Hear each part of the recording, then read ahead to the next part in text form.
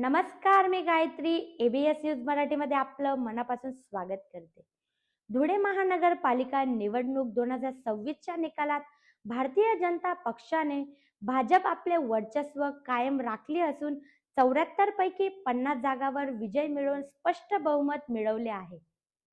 या निकालाचे ठळक वैशिष्ट्य म्हणजे बहुमत आणि सत्ता. 74 सदस्यांच्या या महापालिकेत सत्ता स्थापनेसाठी 38 जागांची गरज होती. भाजपने 50 जागा जिंकून एका हाती सत्ता राखली आहे.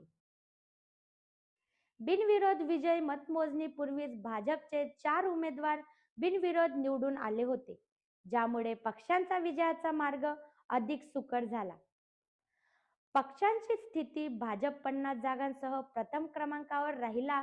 इतर प्रमुख पक्षांमध्ये राष्ट्रवादी काँग्रेसला 8 आणि शिवसेनेला 5 आणि इतर पक्षांना अपक्षांना 11 जागा मिळवल्या आहेत.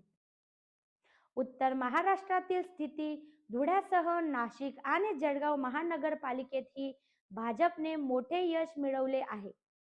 भाजपचे संकटमोचक मानले जाणारे मंत्री गिरीश महाजन यांच्या नेतृत्वाखाली हे यश मिळवल्याचे मानले जात आहे. ही निवडणूक 15 जानेवारी 2026 रोजी पार पडली असून 16 जानेवारी 2026 रोजी निकाल जाहीर करण्यात आला. भाजपच्या या कामगिरीमुळे शहरात कार्यकर्त्यांनी मोठ्या प्रमाणावर जल्लोष साजरा केला.